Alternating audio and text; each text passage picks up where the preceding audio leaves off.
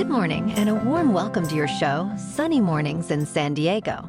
We're the daily podcast that gets you started on the right foot and always with a positive vibe. I'm your host, Melissa, and it's Friday, February 2nd. You'll be interested to know, today is Groundhog Day. 137 years ago, in 1887, the first Groundhog Day was held in Punxsutawney, Pennsylvania. Originating from ancient Celtic and Christian festivals, it later evolved with German immigrants in America, substituting the groundhog for the badger. The famed Punxsutawney Phil in Pennsylvania has become a major media event, although his predictions show less than 40% accuracy. That's about the same rate of flying safely in a Boeing 737 MAX. It's funny, but not funny. Now let's check out the weather in the San Diego area. This morning, it's rainy and 52 degrees with 7-mile-per-hour wind. Tonight, the sun will set at 5:22 p.m., and it will rise again tomorrow at 6:42 a.m. It looks like we're in for a day of showers and thunderstorms, but it will be partly sunny with a high near 60. West wind around 15 miles per hour with gusts as high as 25. Chance of precipitation is 50%, and new rain amounts of less than 1/10 of an inch. Tonight, a slight chance of showers before 10 p.m., mostly cloudy with a low around 51. West wind 10 to 15 miles per hour with gusts as high as 25. In the surf report, it's still a mess out there and might not clear up much until Monday, but here's a look ahead. There might be some rideable waves on Saturday midday, but we wouldn't advise it. There will be a lot of waste runoff from the heavy rains. We'll keep the movie recommendations coming. In Pacific Beach and South San Diego, it's 8 to 12 feet and all the chop you can handle. Keep an eye out for sinkholes, mudslides, and the taxman. The first low tide Friday will be 1.5 feet around 9:30 a.m., with a 2.5-foot high tide around 2:30. The nearshore buoy at Scripps in La Jolla reads 60 degrees for the water temperature. Looking ahead in the weather, we'll see partly sunny skies on Saturday with a high near 61 degrees and west wind up to 20 miles per hour. Saturday night turns mostly cloudy, cooling to 46 degrees.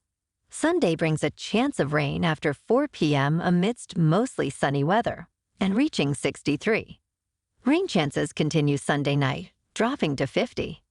Monday's forecast includes potential rain at a high near 66, with rain likely, possibly heavy Monday night.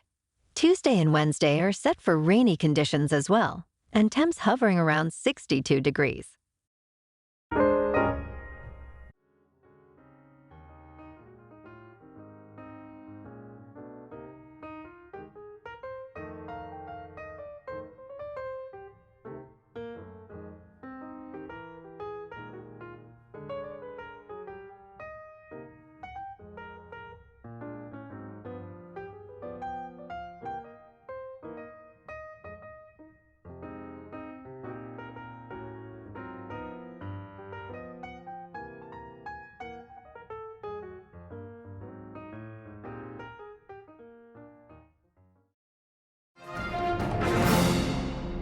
In top news, in a groundbreaking discovery, scientists at Stanford University, leading an international team, have shed light on why autoimmune diseases predominantly affect women.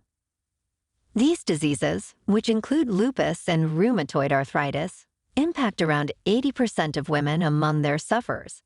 The key lies in a molecule called ZIST, unique to women, which plays a crucial role in inactivating one of the 2 X chromosomes in females.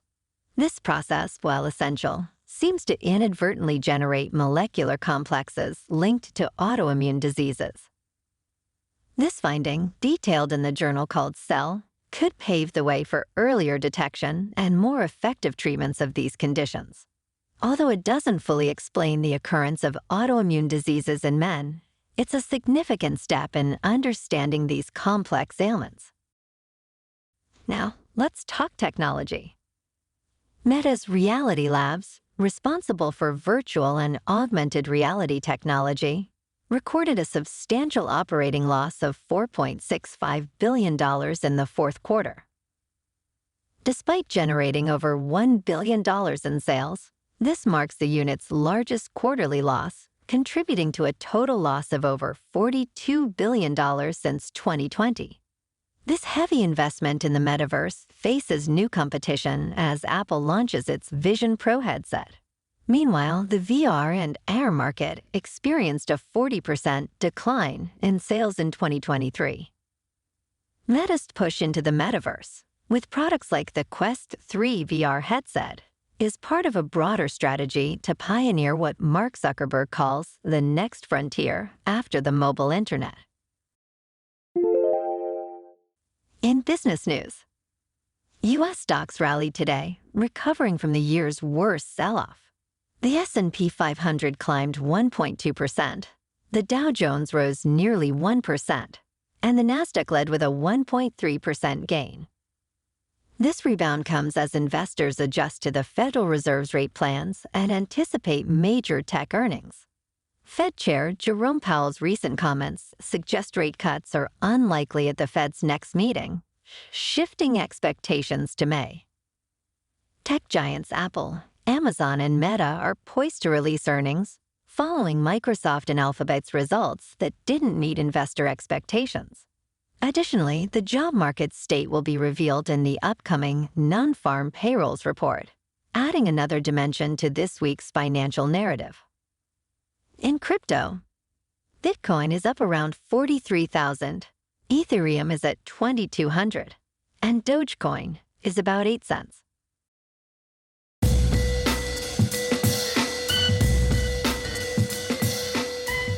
Now on to sports. The 2024 NHL All-Star Game is hosted by the Toronto Maple Leafs this year, marking their first hosting since 2000. This event features a return to traditional skills competitions, contrasting the creative additions in previous years. Competitions include shooting, skating, passing, breakaways, and stick handling. There's also a 3-on-3 tournament, which reintroduces the team selection by captains, a practice last seen in 2015. Viewers can catch the draft on ESPN2, the skills competition on ESPN, and the All-Star Game on ABC. For live streaming, ESPN Plus is the go-to. And last night, in Lakers at Celtics. Without their star duo, LeBron James and Anthony Davis, the Lakers secured a surprising 114-105 victory over the Boston Celtics. The Celtics, after a dominant 22-2 start at TD Garden, faced only their third home loss. Austin Reeves emerged as the unexpected hero for the Lakers, scoring 32 points and achieving a personal best with 7 three-pointers. The Lakers' defense effectively limited Celtics stars, Jason Tatum and Jaylen Brown. This big win is particularly meaningful for the Lakers, who are in the 9th spot in the Western Conference, as it comes during a critical 6-game road stretch.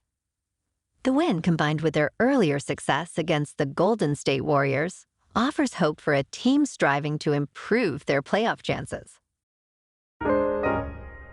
Moving on to a more local vibe. In our community spotlight on health and wellness, we are working with a national Pilates studio to bring you some free classes, so listen up. Check out Club Pilates, with several locations in the San Diego area. Pilates presents a comprehensive wellness approach, cultivating strength, reducing tension, and elevating mental well-being. Scientific research affirms its benefits. So now you can check out Club Pilates for a free class, with locations in Encinitas, Solana Beach, Oceanside, La Jolla, and more. Just be sure to tell them Sunny Morning sent you by. And now, back to the show. In local news, the San Diego Padres 2024 FanFest is set for March 24 at Petco Park, following their Soul Series games. Running from noon to 5:30, the event features player appearances, including stars like Manny Machado and Fernando Tatis Jr., and other Padres alumni. Highlights include the unveiling of the renovated Gallagher Square and a celebrity/alumni softball game. Fans can enjoy player workouts, batting practice, and interactive sessions. Free admission tickets are available online starting February 16th. The event also precedes exhibition games against the Seattle Mariners on March 25th and 26th. And in entertainment news, Disney is set to enforce a ban on password sharing for its streaming services, Disney+, Hulu, and ESPN+. This move, announced in an email to Hulu subscribers, will start on March 14th. Violations could lead to account limitations or termination. This follows Netflix's successful crackdown on password sharing, which significantly increased its subscriber count. Disney CEO Bob Iger had previously indicated tackling password sharing as a 2024 priority. Further details are expected in Disney's fiscal first quarter earnings call on February 7th. Sorry for the lame news. Well, alrighty folks, it's time for the quote of the day. And today, our quote comes from Mark Twain. "Forgiveness is the fragrance that the violet sheds on the heel which has crushed it deep." And that's a wrap for this week. We did it. Keep an eye out tomorrow for a bonus episode. Have an amazing weekend, my good friends.